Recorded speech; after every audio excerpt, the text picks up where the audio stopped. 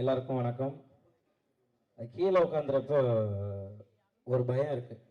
ஏன்னா இந்த ஆடியோ லான்ச்லாம் வந்தால் என்ன பேசுவோம், என்ன நம்ம பேச போகிறோம் நமக்குள்ளே தெரியாம கடன்னு பேசுகிறோம். அது யூடியூப்பில் வர்றப்போ தான் பக்கு பக்கம் இதையா நம்ம பேசணும், ஐயோ அப்படின்ட்டு கீழே கமெண்ட்ஸ்லாம் அப்படி அடிப்பாங்க. இப்போ இந்த படத்தை பார்க்குறப்ப எனக்கு இப்போது விஜய் டிவி புகழ்னா பாதி தூரம் வந்துட்டு அப்புறம் செல்லமணி சார் தான் தம்பி ஒன்றும் இல்லைப்பா கோதண்டன்றாங்க.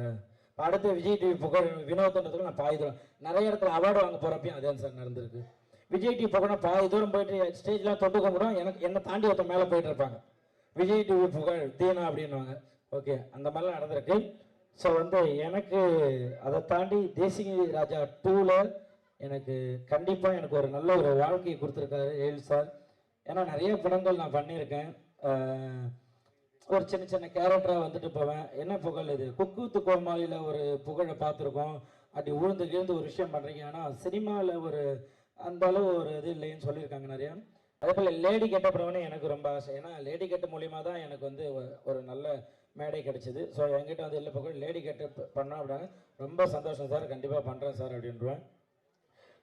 அதே போல் விமல் சார் நான் ஆக்சுவலாக சினிமாவுக்கு வந்ததுக்கப்புறம் நான் பழகினதில் எனக்கு ஒரு 2 பேர் டெய்லியும் பேசிப்போம். மாதத்தில் ஒரு 25 நாள் 30 நாள் ஜாலியாக பேசிக்கணும் அப்படின்னா ஒன்று சசிகுமார் சார், இன்னொன்று விமல் சார்.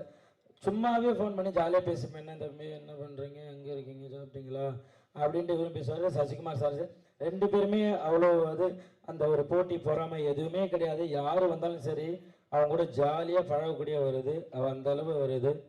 அவர் கூட பழகந்து எழில் சார் உங்களை மறக்கவே மாட்டேன். ஏன்னா எல்லாருமே கேட்டுன்னு இருந்த ஒரு வார்த்தை, புகழ் நீங்கள் சினிமாவில் எப்போ காமெடி பண்ணுவீங்கன்ட்டு நிறைய கேட்டுகிட்டே இருந்தாங்க.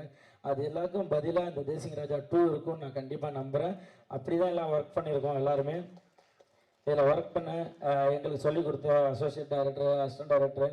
ஏன்னா ஒரு படம் வெளியில் வருது அப்படின்னா அதில் உழைக்கிறது அவ்வளோ பேர். ஏன்னா நம்ம ஈஸியாக ஒரு நிழலுக்காக மரத்தை தேடி போவோம். ஆனால் அந்த மரம் வெயிலில் நிற்கிறது யாருக்குமே தெரியாது.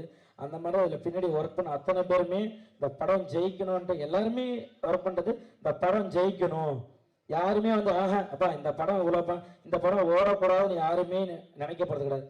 எல்லாருமே படம் ஓடணும், ஜெயிக்கணும், மக்கள்கிட்ட போய் சேரணும் அப்படின்னு தான் உழைக்கிறது. அத்தனை பேரோட உழைப்பு அவ்வளோ கஷ்டப்பட்டுருக்கோம். தேங்க்யூ ஸோ மச் எனக்கு இந்த ஒரு மேடை கொடுத்ததுக்கு. நீங்கள் எப்படி தேசிங்க ராஜா 1க்கு அவ்வளோ சப்போர்ட் பண்ணீங்களோ கண்டிப்பாக தேசிங்க ராஜா 2வும் சூப்பராக இருக்கும். எல்லாருமே அவ்வளோ அழகாக ஒர்க் பண்ணியிருக்காங்க. இந்த படம் கண்டிப்பாக மாபெரும் வெற்றியடையும். எங்கெல்லாம் வாழ்த்து எல்லாருக்குமே தேங்க்யூ ஸோ மச். மீடியா ஊடக நண்பர்கள் எல்லாருக்குமே தேங்க்யூ ஸோ மச். நீங்கள் தான் இந்த ஒரு நல்ல படைப்பை நாங்கள் படைச்சிருக்கோம். நீங்கள் அதை நல்லபடியாக மக்கள்கிட்ட எடுத்துகிட்டு போய்